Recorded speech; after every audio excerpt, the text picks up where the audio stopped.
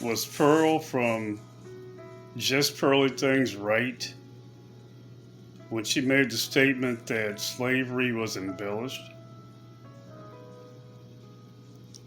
It's hard for me to express how wildly inappropriate I think her statement is. And I just imagine myself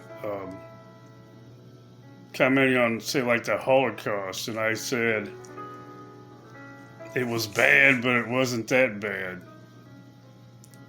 This is really worse than that. I mean, she is from the United States. She's had plenty of opportunity to learn about it.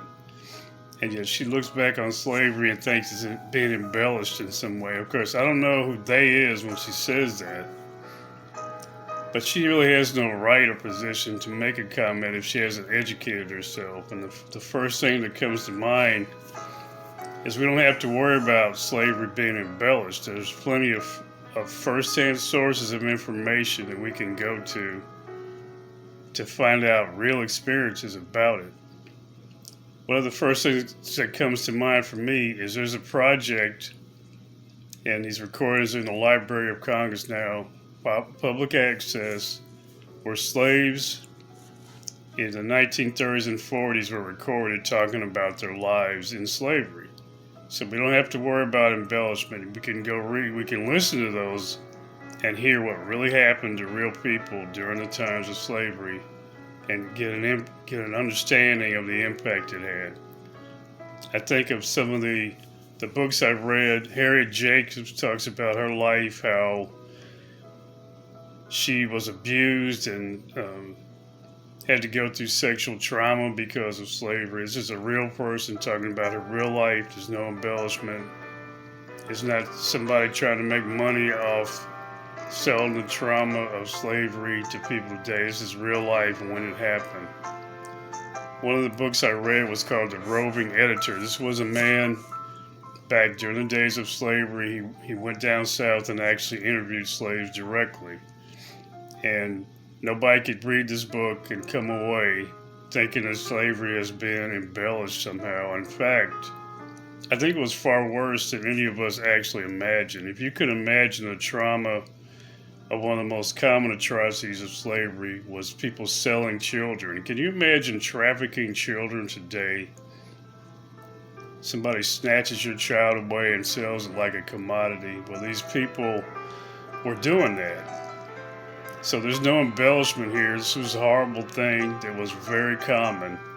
We all know that sexual exploitation is common. So I don't know, when she made the statement that slavery was bad, but it wasn't that bad, I don't know what she's talking about with the that bad statement, because like I just said, I think it was far worse than we imagined. We're removed from it. And so a lot of the things that happen aren't even talked about anymore. Let's not even jump over the corporal punishment. I mean, it was a real thing. There was a threat of being whipped and beaten if you didn't comply with what was going on. Can you imagine living with that threat over you every day? How is slavery embellished? I don't know if she's responded to this or not. But when she talks about embellishment, I don't know what could make it worse. What could she add to it to make it worse than what it was? And I'm trying to understand what it could be. I mean, it went on for over 100 years of this.